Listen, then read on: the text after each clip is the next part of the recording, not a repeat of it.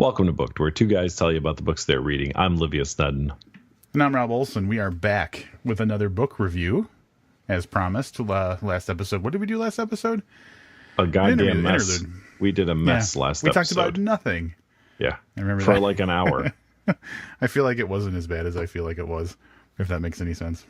I refused to listen. So I don't want to relive any of that. So we're not going to put you through that again. We have a review this episode, and we're going to be talking about Give Me Your Hand by Megan Abbott. Here's a little bit about Megan. Or do you want to go into... We have a significant thing to talk about. It's an important day today. Do you want to talk about that first, or do you want to kind of let that happen later? Let's let that happen. Maybe people stick around to hear what important day today is. Oh, yeah. Like, we'll say that thing. Coming up later, an important celebration. But for now... And stay tuned to find out what day today is. You'll never believe what day we're recording on. So here's a little bit about Megan Abbott. I heavily edited this bio for two reasons. First of all, it doesn't include some of the more recent information. And second of all, you don't have to list every award you've ever been nominated for. It's like 2 paragraphs of stuff I cut out. So Megan Abbott is the Edgar Award. See, I left an award in there. Winning author of 7 novels, including Dare Me, The End of Everything, The Fever, and You Will Know Me. Her stories have appeared in anthologies including Detroit Noir, Queens Noir, and the Best American Mystery Stories of 2014. She's also the author of The Street Was Mine, a study of hard-boiled fiction and film noir. Born in the Detroit area, she graduated from the University of Michigan with a BA in English Literature and went on to receive her PhD in English and American Literature from New York University. She lives in Queens, New York City. And on a personal side note, we reviewed her book Dare Me in episode 104, which makes that 301 episodes ago.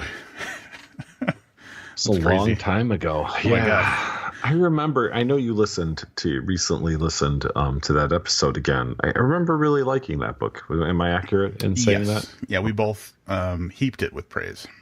Awesome. Well, we'll see. We'll see if this one gets heaped on with the same praise. And here's the synopsis. A life-changing secret destroys an unlikely friendship in this magnetic psychological thriller from the Edgar Award-winning author of Dare Me.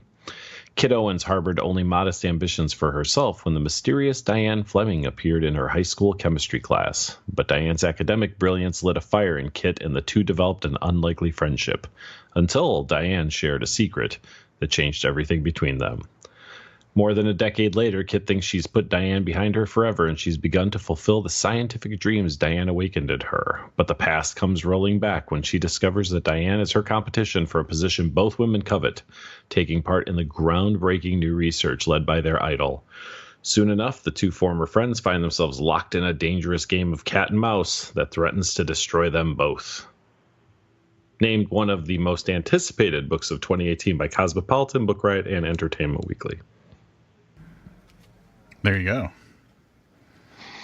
Yeah. You know, I wonder, do you think every publishing house just has the one person that writes the synopsis? Because they always have the exact same, formula. Like the hooks and stuff? Yeah.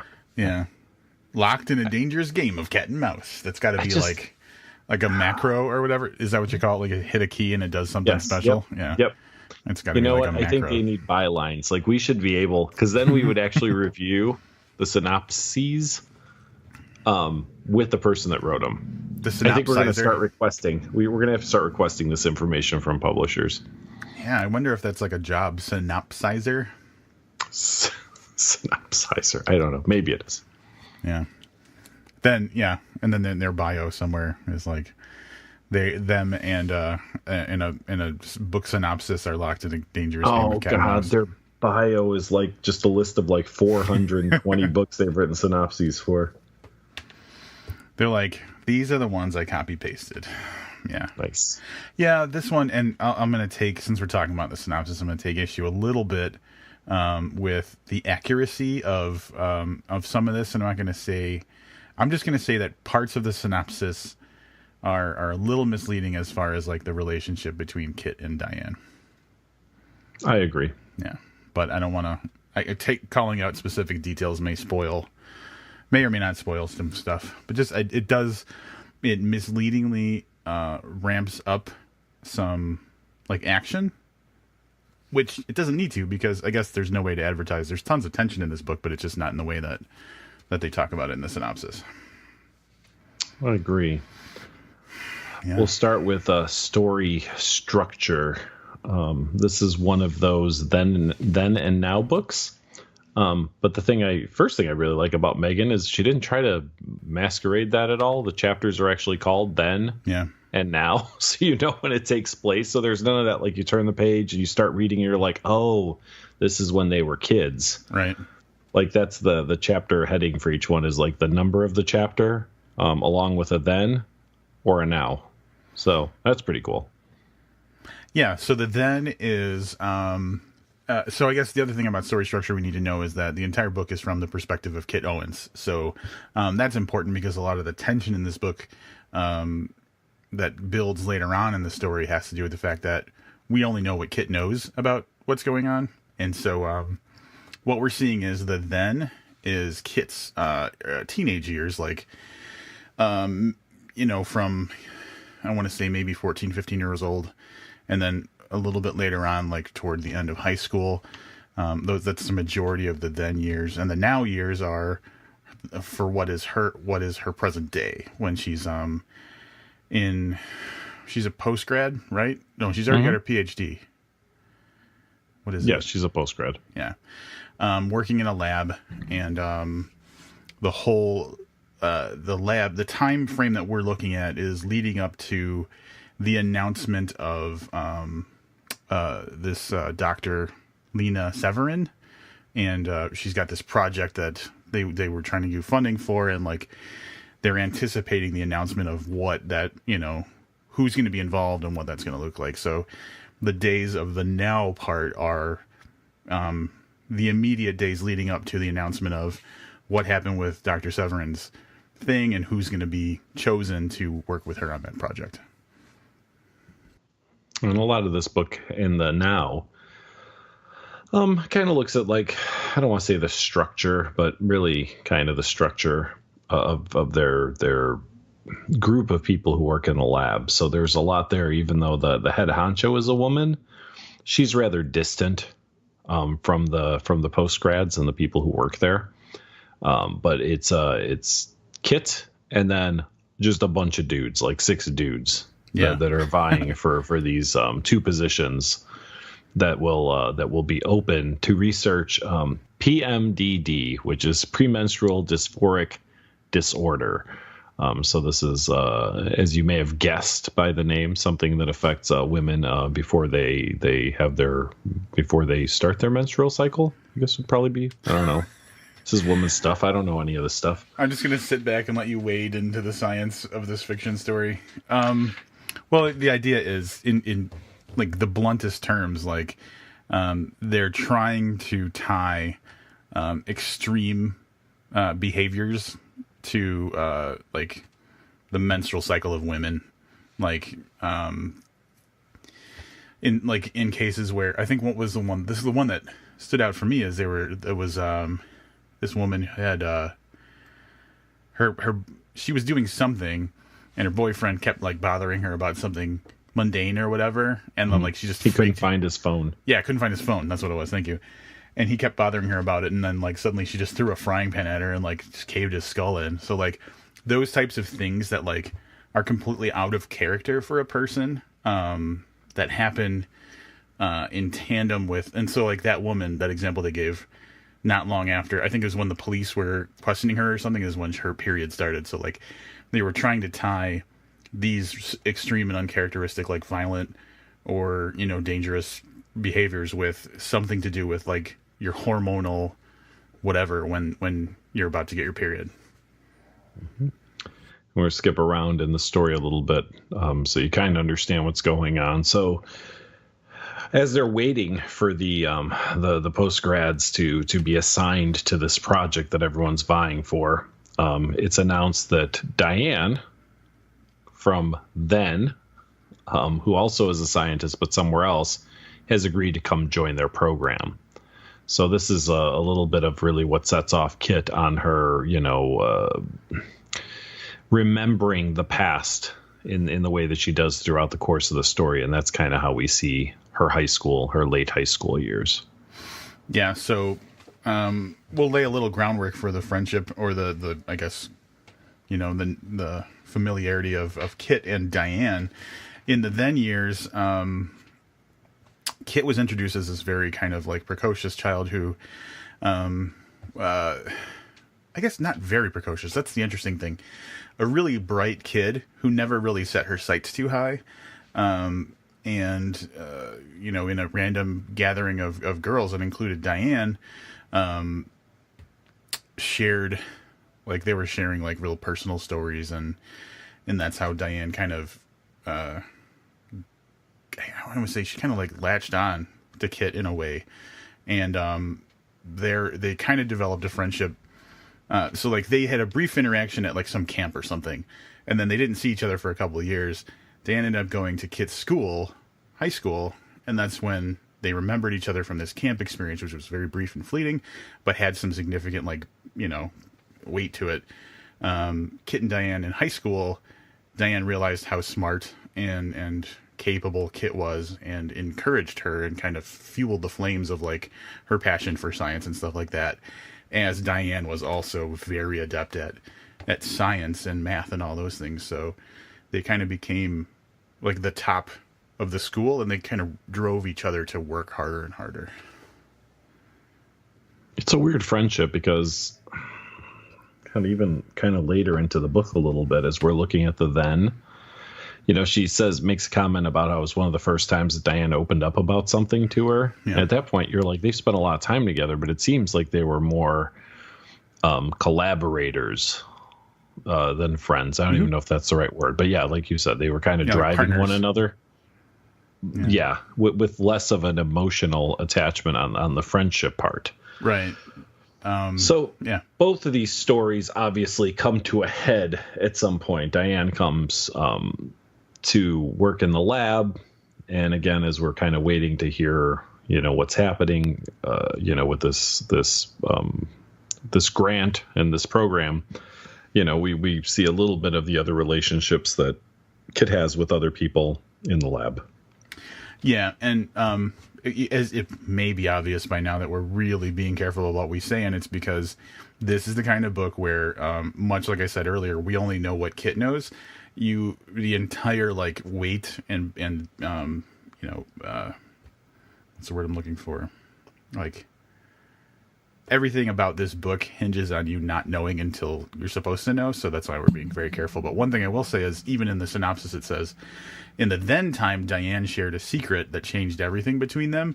So like, Kit at some point in the then time, the earlier time, high school, found out something about Diane that really stuck with her. And as you can guess, it's probably not like, oh, Diane secretly was like the second coming of Jesus. It was something not good.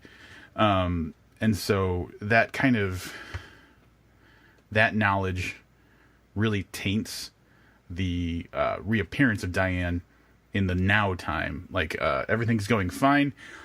Kit's pretty confident about what she's doing, and she's hopeful she's gonna get one of these spots in Dr. Severin's new project. And then Diane shows up before the results are announced of who's going to be working, and like that throws everything off. And then, like Livia said, on top of that, like shit starts to come to a head with all of that, and there's just a lot of stuff that's dredged up from the past, plus some crazy shit goes down in the present day. I'd like to take a moment to say that it happens a lot more smoothly in the book than either you or I are able to portray, because it sounds like a hot mess when we're talking about it. So it is delivered well in the book. So there are a couple characters of note that we should mention. So we've talked about Kit and Diane. Lena Severin is, Rob put down here, legendary scientist, and she is to a certain extent, but she's a key figure from the then, because she was a big deal that they both looked up to while they were in high school, when they were kind of plotting their paths to, scientific greatness, as they were trying to make their way into science. And there's even like a scholarship that she gives out, so she's a key figure from the past that, again, figures very prominently in the future. And then, like I said, there are a slew of male post-grad scientists, only two of them really worth mentioning. Alex, who kind of goes back and forth. There's a lot of flirtation between him and Kit at the beginning and ongoing through the story. And then Serge, who isn't a post-grad, but he's a lab tech. He's a lab tech, but he's worked with Dr. Severin the longest, and he's a very grounded, he's kind of like, I don't know, like the office sage, like he sees things for what they are, and he has like great knowledge about things. Do you get that impression? Like he's, yeah. So even though he's really separate from the group, this is someone that Kit is close with, and she goes to visit frequently for, advice and just kind of someone to talk to. Plus, she likes seeing all the animals and stuff he works with. Yeah, and the Surge character, like the thing that really defined his character for me, because we see all these labbed people, and they're all looking at this Dr. Severin thing that's coming up as like their opportunity to have a big break, and they're really like very focused on success and where they are in their careers and making a big splash and everything. And this Surge guy is just like, he takes care of the mice and the animals that are, used in the experiments and stuff. And he doesn't have that kind of drive for glory. He just likes to do the work that he does. And there was, I'm not going to remember the exact line, but he said something along the lines of like, the lab techs are the ones who like take care of these test animals and stuff, like get rid of them, kill them basically, and dispose of them, so that the other people don't have to see it or something like that. And so basically he's this guy who loves animals and everything, but he also kills and disposes of them so that the people who are doing this important work don't have to be impacted by like how fucked up it is that they're just killing all these animals in the name of research. So I thought that was a really good example of like what his character was supposed to be. Two more characters I'd like to mention, because I think that, within the story, but definitely even outside the story, are really some well-written relationships, are Kit and Diane's mothers. Yep. Each one of them has a mom, but they're very, very different. So just very quickly, Kit is raised, dad's kind of around, but he's in and out of trouble. So really raised by her mom full time, with dad popping in and out if he's not in jail or out on some, wild goose chase, make himself rich kind of scheme. And Diane's mother, who is divorced from her father, but she has moved on to greener pastures. She's really putting herself out there to try to make something better of her next relationship. Mm-hmm. So Diane is very close with her mother, but her mother is frequently more interested in the guy she's dating. Yeah, she's very selfish. Yeah, than in Diane. Where on the flip side, Kit's mom is is probably a little too lenient. Maybe she wants to be Kit's friend more than she should. Mm-hmm. I got that impression, but I think that both of those relationships were really well written. And like I said, how impactful are they to the actual story? I don't know, marginally, I think. But ultimately, I think that they were really well written. So just wanted to mention those two as good characters. And it's definitely written in a way where it's supposed to show you what their home life is and how their home life impacts their ambition and then their success in life. Like Kit's mom has always been like very idle, like a good mother who just doesn't like you were saying, too lenient. She doesn't really like push Kit at all. And so she doesn't really kind of zero in on the potential that Kit has, and which causes Kit, our impression of her when she was younger is like, oh, I'll become an accountant or something like that, just because it seemed like something to do. She never had that deep, fiery ambition for something greater until Diane came around. So Kit's mom definitely had an impact on Kit's life as as not good enough of an influence, whereas Diane's family, there was this whole thing back and forth about where they're like her mom and her dad were almost fighting to not have custody of her in a way, which right? Yeah, that's one, they were kept trying to, it's not like it wasn't so overt, but like basically you got the feeling that like each of them would feel more comfortable if the other parent was taking care of her. Especially Kit's mom, or I mean Diane's mom with her new boyfriend and everything was trying to like, I think the dad was okay, just wasn't comfortable having like a relationship with her. Right, he wasn't ready to be a dad. Yeah, and the mom, and so I don't think he was like trying to get away from her. I think he just didn't know how to be a dad.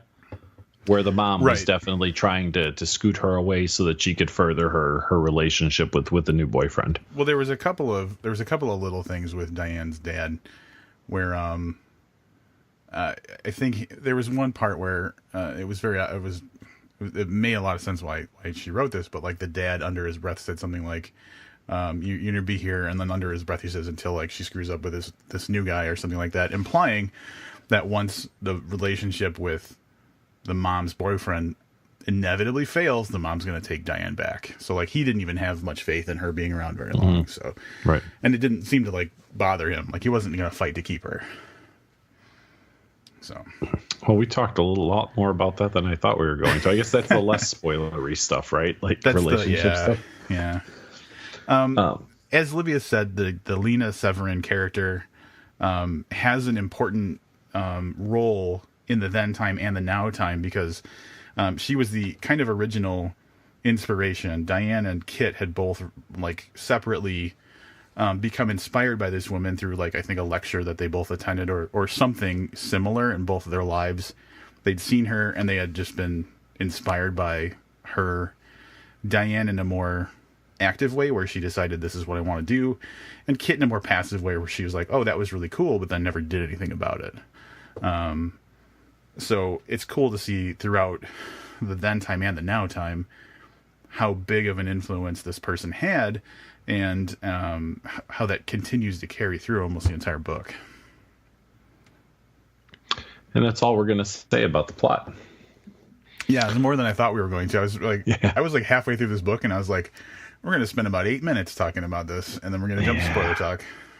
And I just want to stress, in case we forget when we come back from spoiler talk, there are a lot of things that are a lot more intricate about this story that we didn't touch on at all.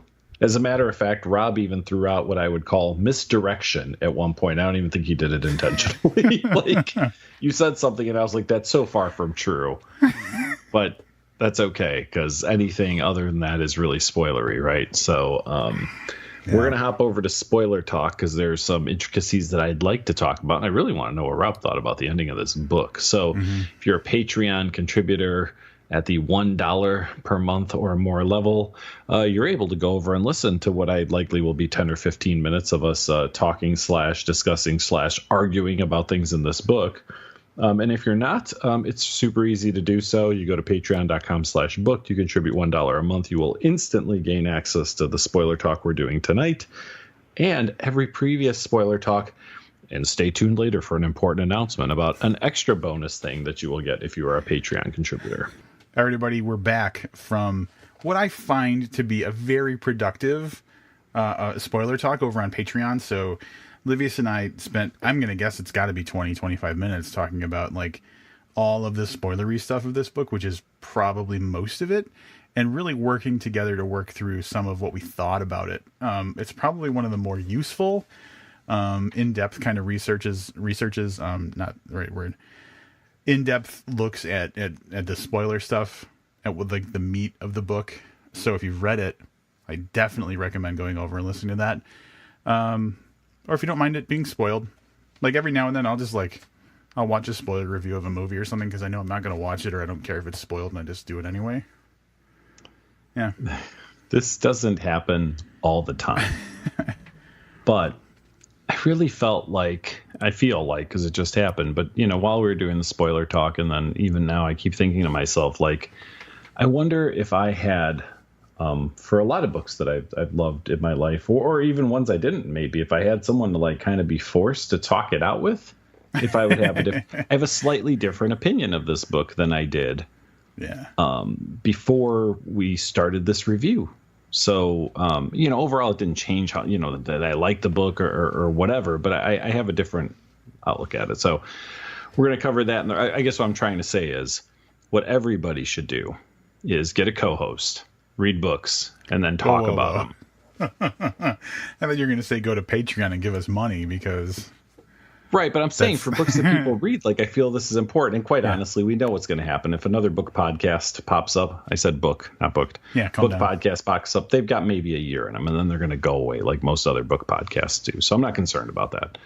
I just think that there's an important thing that develops when you have a book that's well written, where maybe bouncing ideas off somebody, or maybe you miss something. You miss tying that one critical, or maybe even not critical, maybe some tertiary piece of information that really kind of changes your outlook on it. So like we talked earlier about the relationships between the moms and the daughters in this, right? Like, is it important to a story? Sure, because without those people, they aren't who they would be, right? But like, there's some really good stuff there that exists somewhat outside the story we're seeing today, and really having a good conversation around that can help shape the way you look at the story, or at least the characters a little differently.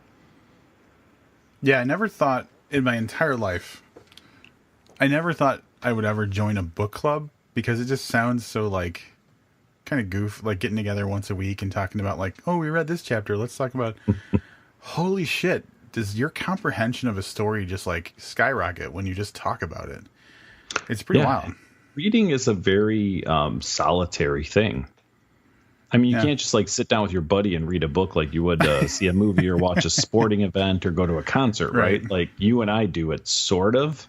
Yeah. But most people don't have that. So, all right, maybe instead of starting a podcast, go to a book club.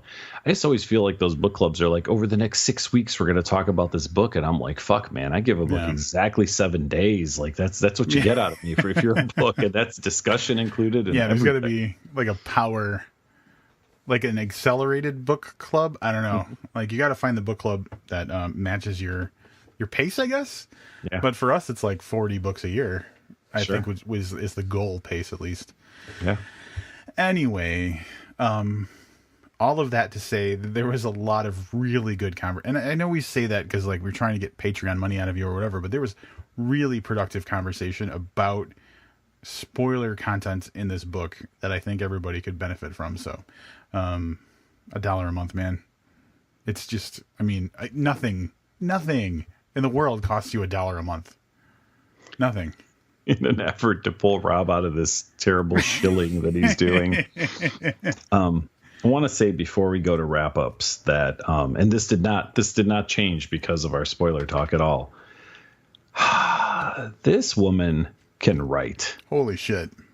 And I don't mean the story. So this is going to go a little bit into my wrap up because some things came to light. Like I thought, like, this is an okay story that's driven by fantastic writing. And I have just a couple of examples, and I'm not going to do a full out, like, quotes section, like we used to do. At one point, I don't think this is a little spoilery. Diane's mom had a few miscarriages. So I'm going to read just a little bit about Diane talking about that. She said she went a little crazy and thought for sure the baby was coming back. She kept buying presents for her weeks after. They were all girls, all named Diane. She says they were all trying to become me until I became me. Yeah, that fucked me up. Holy shit, that's some amazing writing right there. I mean, I don't, I'm dumbing it down just by saying it out loud, like in my voice, right? Like there's another line where they're talking about, kid is doing Diane's mascara, and she said it seemed wrong, like layering kitchen sludge on angel wings. Yeah. I mean, it's just amazing stuff. And I mean, it's throughout the whole book. I don't know how many things I've highlighted. It's more highlighting than I've done in a book in years. I've got one to compliment. I think this fits into what you're saying. It's I think it's a photo of Diane and her mom that Kit sees, and she's kind of thinking about it. There was something in the snapshot, edges curling, a thumb smudge on one corner from so much touching, that made me sad. I wondered if Diane's mom looked at it half as much. Yep. Fucking hell. Oh my God. Yeah, that's what I'm saying. Yeah. Like, reading this book, I was like, this story's okay.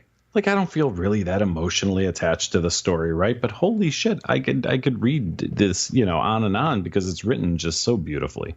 Yeah. Yeah. Yeah, and that's consistent. That's not like every now and then she's got a zinger. That's the whole book. Yeah. Yeah, for sure. For sure. So I just wanted to touch on that before we go into our wrap-ups. I'll do the wrap-ups first. I think I'll give you a little minute to collect yourself, because you're getting all passionate up there on your soapbox.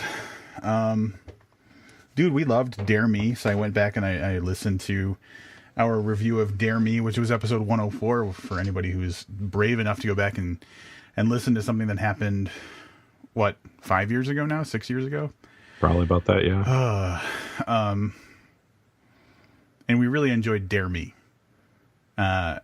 So I knew that I was coming into a book that was going to be well written, that it was going to be kind of like exemplary of good contemporary literary fiction. And God damn it, she just fucking knocked that out of the water. I don't even I know I really loved Dare Me, enough to the point where if I really enjoy a book, we get a lot of our books electronically. And then if I really enjoy a book, I go and I buy it after the fact just to have it in my bookshelf. And Dare Me is one of those books. It's on my bookshelf because I liked it so much when I read it that I went out and I bought it because she deserves it. I guess, if that makes sense. That sounds a little weird. I guess there's a lot of people, she's so happy that it's on your bookshelf. She's like, oh, finally made it on Rob's bookshelf. But I mean, there's a lot of books we read that I just never give a second thought to. And this one I went and I bought. Which I'm sure I'm going to do with this one as well. Anyway, that's a weird way to start. I've been drinking the barley wines tonight, so I'm a little bit, ooh. But anyway, I knew I was coming into a book that was going to be well written, and that was going to be a gripping kind of story that kept me in it for the whole thing. And goddamn, if it didn't do way more than that. We've talked a lot about what we could, and in Spoiler Talk, we talked about literally everything. And this book just blows me away. I'm not even going to talk about the gender of the thing, because the obvious thing to talk about in this is the fact that it's very focused on women and struggles that are very uniquely woman. But that doesn't matter at all. It could have been written about anything. It is so good. The plot is so well crafted. The characters are so real that it's a blow away. It'll blow anything away. It's a great book, and I really enjoyed it. Our Spoiler Talk will kind of show you what I thought was so magical about it.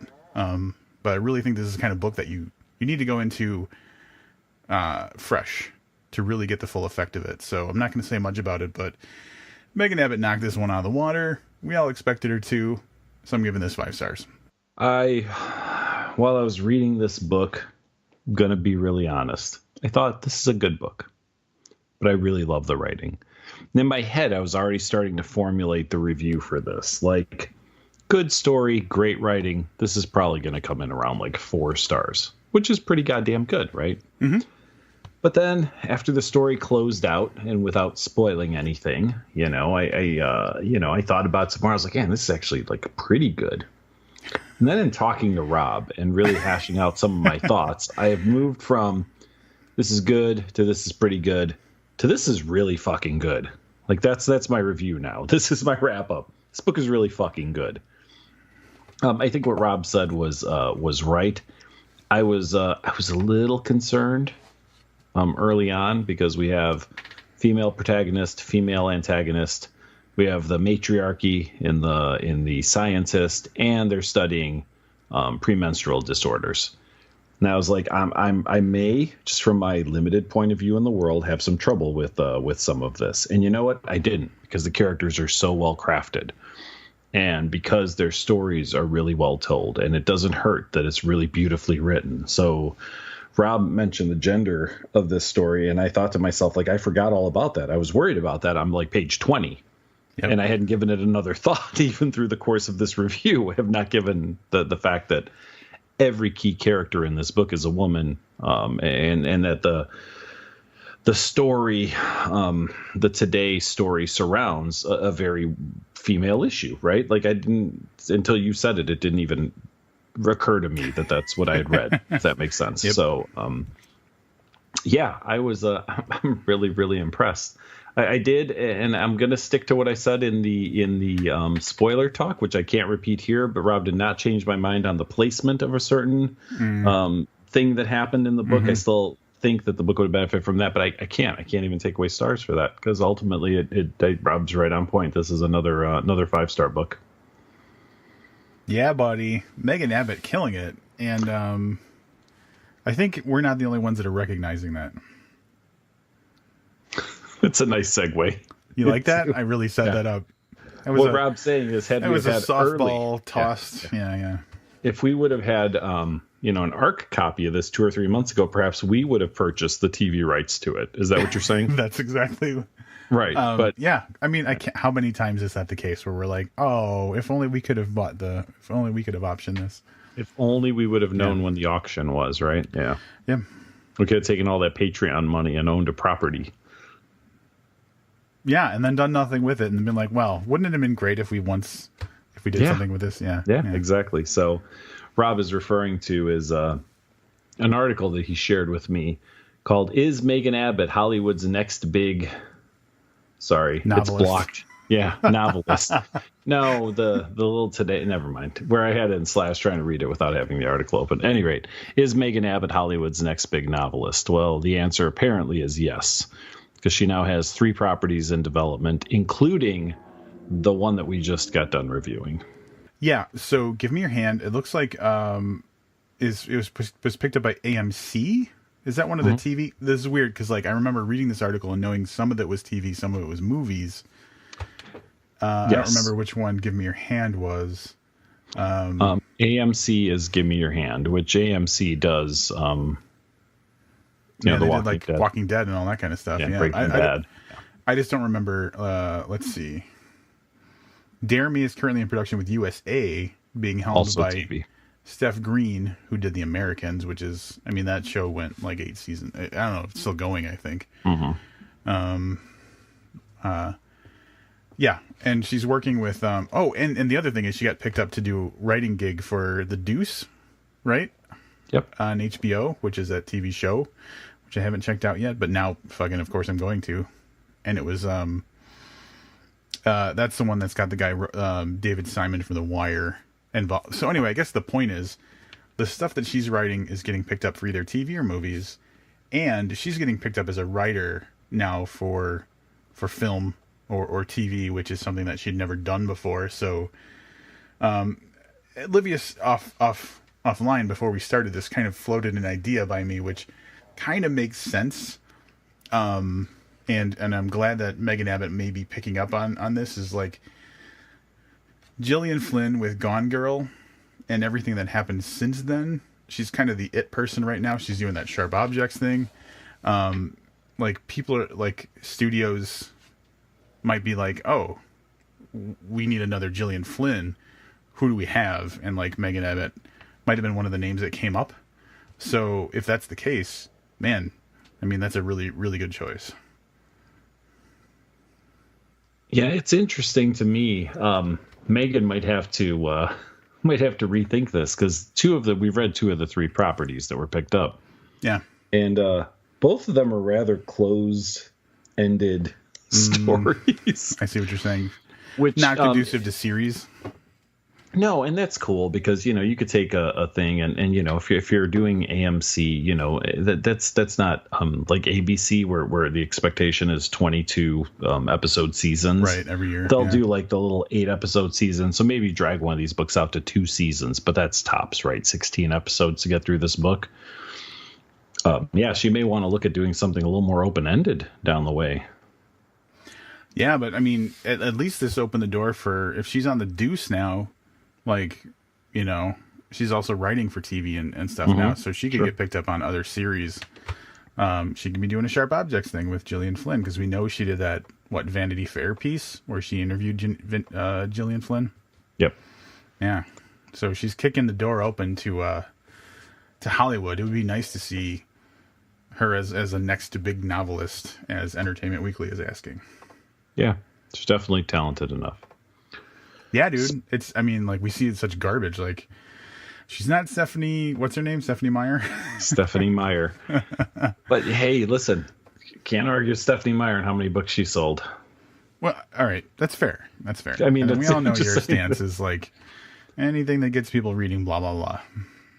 Yeah, no, I mean, what was I watching recently? This is totally off this. Oh, I was asked by a youngster to put on a TV show called, is it Haters Gonna Hate, Fighting the Haters? Something. It's on Netflix with haters in the title. Okay. Yeah. I watched a full episode and then probably like 15 minutes of another episode. And I suddenly started thinking, I could fucking write for TV because this is utter fucking garbage. You know what I mean? But someone got picked up. So what I'm saying is, if you're a writer, you can go one of two ways. You can hone your craft and be just a brilliant writer like Megan Abbott. Or you could throw together something that's pretty easily digestible and cute and be Stephanie Meyers. And ultimately, the reward is the same. Now, will Stephanie Meyer be held in the same regard, or is she held in the same regard today as Megan Abbott? Not by me. No. But ultimately, Stephanie Meyer doesn't give a fuck what either one of us think. Neither does Megan Abbott, because they're both doing their thing and being very successful at it, even though they're two very different things. They're, on different sides of that spectrum. Yeah, and I guess, that's the thing. There's always going to be that quality versus, what's the word I'm looking for? Popularity thing. Mm-hmm. There's no correlation between how good something is written and how much people will enjoy it. And anybody who thinks that's the reality is just lying to themselves. Like, you can write absolute garbage and just have a huge fan base. And you could write the best things in the world and no one will care that you wrote it. And is it fair? No, maybe not. I mean, it's reality. Like, if you don't understand your audience, you're never going anywhere. Indeed. I have two ways I can go from this conversation. I'm going to go with one that's going to surprise you a little bit. Speaking of being popular but not high quality, I watched a movie that you have recently touted numerous times on the podcast.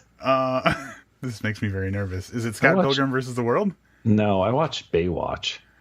Oh, you watched this is interesting. All right, this is interesting. So I was asked to find some newer films that could be consumed by a wider audience of people. And I'm looking like Baywatch, I guess, right? Like, it's kind of funny and it's kind of mainstream and whatever. What a terrible movie that was. Oh, no. It was just awful. I just wanted to throw that out there. I was going to tell you before the podcast I watched Baywatch, and I did not really enjoy it. Now, I will say that Alexandra Daddario and I forget the girl's name who plays CJ. I don't know her name. I don't care. There's some value there, but other than that, not a whole lot.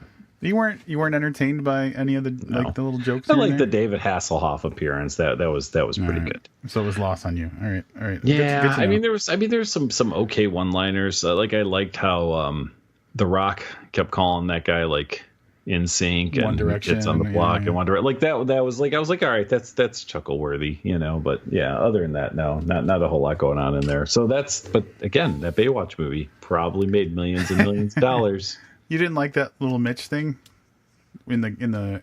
All right. Yes, that was tank? Also especially how it changed. Yeah, that's fucking great, right? Yeah, that was good. That was very good. I'll give it full credit. That was really funny. Little Mitch was one of my favorite parts of the whole movie. Yeah, and god damn it, 2 full hours. It's a significant movie. Like it has, I can't say it has a complete plot, but it tries to, really hard. Yeah, it's so cheesy, and I know it's purposely cheesy. I get it, but sometimes that doesn't make it better. I think there should be like a subreddit called "Watched It for the Rock," because aside from ogling Alexandra Daddario, which I think anybody who's listened to more than one episode of this knows that I think she's like fucking perfection. Yeah, like really, it's The Rock that carries that whole thing, and like the fact that they were so like consistently verbally abusive to Zac Efron didn't hurt. Mm-hmm. Yeah. So, yeah. The other direction I was going to go, speaking of great writers, we'll tell you right after these commercial messages. I'm kidding. This is what we teased at the top of the episode. Rob, tell folks what magical day today is. So we're recording on July 22nd, which is a Sunday, but the day of the week doesn't matter. What matters is the date. Because if you wind your calendar back to July 22nd, 2013, that's the publication date of the book Anthology. Which, if you ask me, as a publisher and editor of the book Anthology, is kind of a big deal. Kind of a big deal. It is the first book published and edited by people on this podcast. First and only so far. Well, that's what I said. I said first, like I left the door open. What were you talking about last week about us writing? Was it our memoirs about the podcast? I don't know. This doesn't sound familiar at all. No, was it last week or 2 weeks ago? We were talking. It might have even been off air. We were talking about something, and I was like, "Ooh, I like that idea." You were like, "Oh, great." It was something. Maybe it was in a message. Maybe while you talk about the book Anthology, I'll find this message. I don't remember where this was. So, for anybody who's new to the podcast, I'm just going to point out, you may not be aware, as a podcast, we published in 2013 an anthology, which is a collection of, in the print edition, which I have in my hand right now, 25 stories. And I'm just going to go through the actual pain of reading all of the names of the authors for you, because I can. It's my podcast. I do whatever the fuck I want to. Fred Venturini, Craig Clevenger, Cameron Pierce, Paul Tremblay. Yes, the Paul Tremblay who wrote Cabin at the End of the World, which we did recently. Caleb J. Ross, Seth Harwood, again, someone we've had on recently. Craig Walwork, Mark Rapax, T.W. Brown, Joshua Allen Deach, Axel Tayari, Nikki Gurlane, Matthew C. Funk, Nick Corpon, Richard Thomas, Amanda Gowan, Bob Pastorella, Kevin Lynn Helmick, Gordon Highland, Sean P. Ferguson, David James Keaton, Christopher Dwyer, Anthony David Jakes, Chris Deal, and Michael Paul Gonzalez, with an introduction by me, an afterword by Livius, and in the digital ebook version, bonus stories by me and editor Palivia. Yeah, super proud that we were able to put that together 5 years ago. If I had a drink handy, I would take a drink for the book Anthology, but it's definitely one of the coolest things that I've ever been involved in. It's 384 pages. It's a big book. It is a big book. It's a very pretty book. I have to get back on getting this thing signed because I have a bunch of signatures, but there's probably a bunch more I could get. Maybe in 2020 at StokerCon. We'll see. So yes, and what I learned from this project was that it takes 6 to 8 months to really put together a quality anthology, right?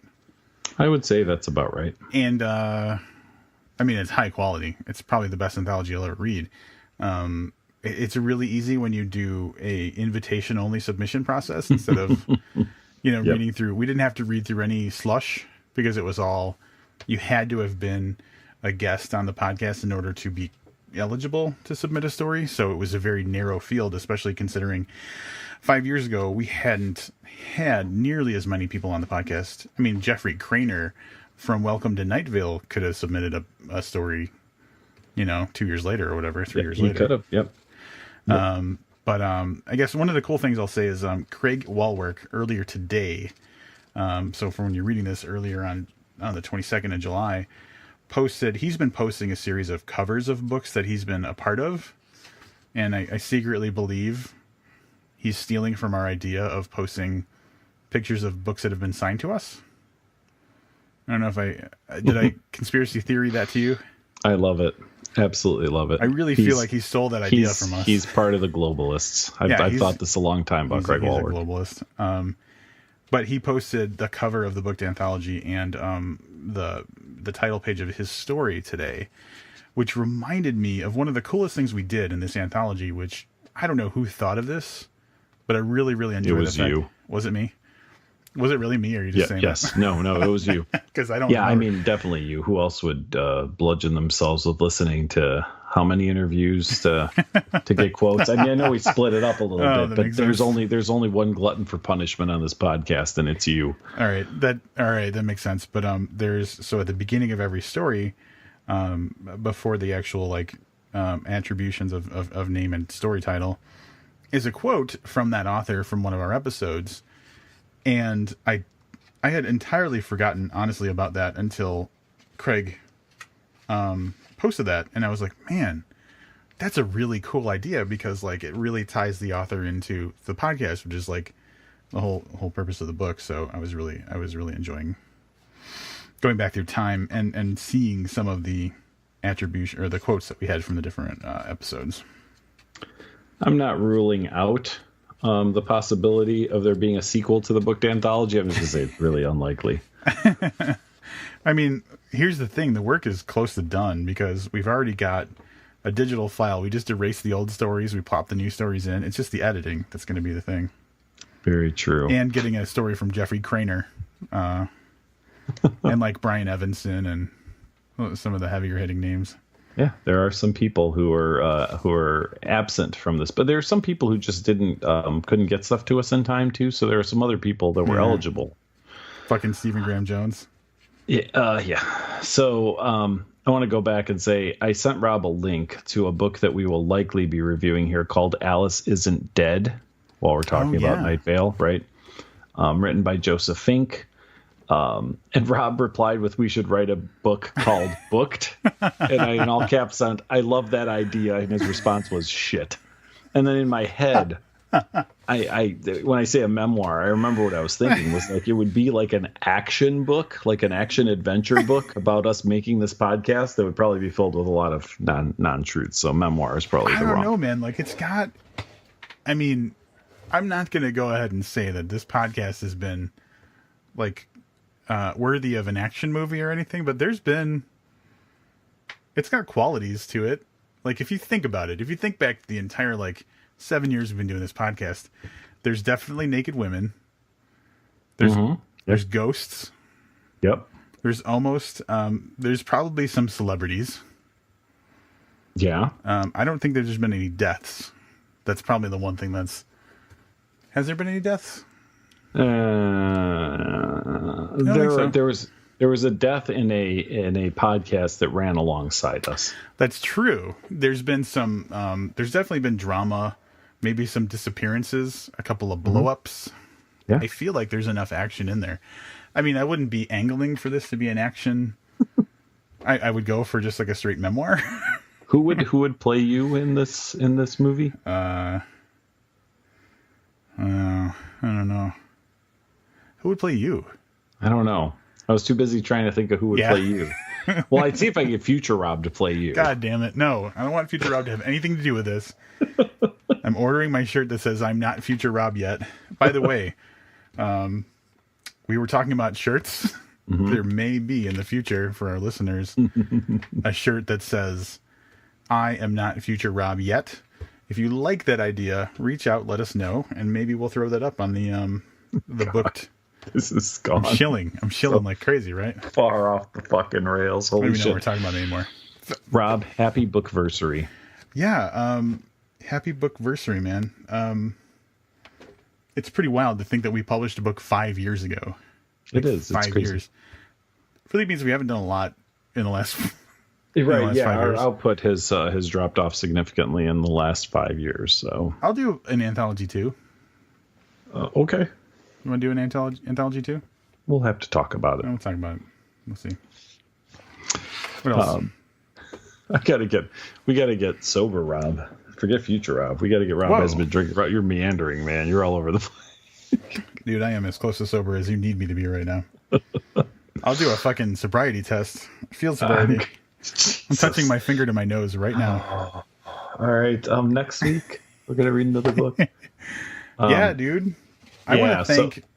I'm going to go right out ahead and say I want to thank Kent Gowron, longtime friend of the podcast. Although we haven't had him on, he is a writer. It's weird to explain because like he was in that Shotgun Honey kind of world for a while. Mm-hmm. But we haven't had like much direct interaction with his writing. But he's been a longtime friend of the podcast. he posted a picture of this book when he got it. And I was like, holy shit, how did we not know about that? So that's how this started. Right. So it is the, I guess, the official autobiography of Andrew Dice Clay. Right? I don't think that's exactly... That's not what it is? Did you not read the... What did I sign up for? The original adventures of Ford Fairlane, the long-lost rock and roll detective stories. I, although being a fan of Dice Clay and ultimately, of course, the movie The Adventures of Ford Fairlane, was not aware that character was based on a number of short stories that were published in the New York Rocker and the LA Weekly in 1979 and 1980. That's, I guess, when they started being published. Yeah.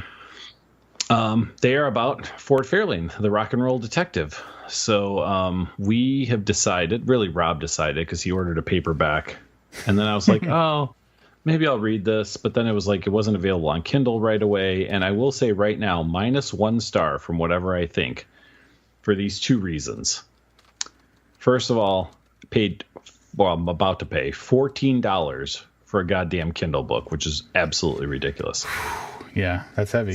Second, I asked Rob how many pages his book is, and he assures me it's 132 pages. Like, he has it physically in his hands. Yep. But on Amazon, it's listed as 176 pages. So you feel ripped off. I feel totally ripped off. And paying 10 cents per page for a digital book? Yeah. Yeah, that's a little crazy. That being said, we got to read the origin of the character immortalized by Andrew Dice Clay in the movie The Adventures of Ford Fairlane. Absolutely. I'm very excited about this. I recently watched the movie. Did I tell you I watched the movie recently? No, you didn't. Yeah, I don't remember what brought it on. It must have come up somehow in my personal life, and I just randomly... So I use an Apple TV. That's my media kind of thing. And so, like, with Siri, you can just say, hey, search for blah, blah, blah. And I did. I searched for it, and I found out it was on one of the streaming things that I was paying for, Netflix or Hulu or whatever. And I was like, all right, well, this is my evening. And I watched that movie, and it's not good. But it's not... Oh, I mean, it's... Did I just break your heart a little bit? That movie is wonderful. I love that movie. I recently saw like a weird, like the middle half of it because it was just on like HBO or Showtime. Mm-hmm. You know what I mean? Like I was flipping channels and it was on and I left it on, but then had to leave or whatever. So it was probably in the last year that I saw like half of it, but I said it was like the weird like middle half, not the beginning or the end. So I guess to elaborate just a little bit, I think that most of my beef is with the acting, not with the actual story. Because I think I walked away thinking, wow, this has way more of a story than I like originally remembered it. Because I watched it when it came out when I was like a teenager or whatever. Because my friend John, John Gatwood, friend of the podcast, probably watched it with me one time or something. Because he was a big fan of Andrew Dice Clay, who is the titular character, Ford Fairlane, in the movie. And I didn't remember liking it that much. But isn't Vince Neil in it? Like... Or is it yes. Brett Michael? One of those. I believe it's Vince Neil. Yeah. Yeah, as the guy who is in the band. Yeah. Mm-hmm. It's better than I remembered it to be, but it's still kind of like a little over the top. A little over the top for me. Just a little bit. Just a little bit. It's one of those movies where like I'd be like, if you were like, oh yeah, Paul Rubens played this one character, I'd be like, yeah, I'm not surprised. That also had, I'm terrible with names, right? But it had Robert Englund. Oh, the guy who played Freddy Krueger. Yeah, you're right. And it had, who's that guy that has like the longest running like Vegas show? The singer. Oh, he's the one who plays the villain, ultimately, the bad guy. Why am I blanking on his name? Wayne Newton. Wayne Newton is in it. Yeah, I mean, it's got, I was going to say Ed Harris, but it's not Ed. The guy who plays Al Bundy. That's it. What is that guy's name? There's a lot of great. Ed O'Neill. Ed O'Neill, that's the one. Yep. Yeah. Lots of great stuff going on in that movie. So I know I'm going to be. I was already thinking about. I'm going to read this and then I'm going to watch that movie. So we'll probably be talking about both, right? Yeah, likely. It's a pretty short. It's a pretty short book. So, that's what's coming up next. Pretty exciting. And again, would not have hit my radar at all if Kent Gowron hadn't posted a picture, I think, on Instagram of his physical print copy of the book. Like, I saw that book. I think I texted Livius about it, and then immediately ordered 2 copies because I sent one to our friend John, because he's the one that made me watch the movie back in the day. Yep. That means I'm a good friend. I was thoughtful for once. You were very thoughtful. Not towards me or anything, but towards somebody, and that's really all that counts. Yeah, that one time. So, as always, thanks for listening. And, as a bonus that we didn't mention, this is only for people who stayed on all the way till the very last minute. We will be putting up an extra special bonus anniversary booked anthology episode over at patreon.com. It is a, Rob, refresh my memory. It's a conversation you, Paylavia, and myself had, and it was only available to people who purchased the booked anthology. Yeah, so we did inside the book. If you own the book, we at the very end of the book, after Livius's afterword, we put a URL in there for a special 2-part episode of Booked. That was just the 3 of us, Livius, Pela, and me, talking about just the process of making the book and stuff like that. And because of the restructuring of our website and everything, I don't believe that you can get to that now. So it's not really currently available. So we're going to be putting it up on our Patreon as a bonus for anybody who is a subscriber right now. That's going to be the only place you can find it. Super exciting stuff. I'm going to be really honest. I vaguely have a memory of doing that. I may have to give that a listen tonight. We're going to talk a lot about commas, I think, in that one. Yeah, so I'm going to go subscribe to Patreon because Rob has locked me out of the Patreon account. And now, essentially, if I want to hear anything that's on there, I have to have my own account. So join me in donating as little as $1 a month because that's all I'm giving to this fucking podcast. Wow. Until next time, I'm Livius Nedden. And I'm Rob Olson. Keep reading.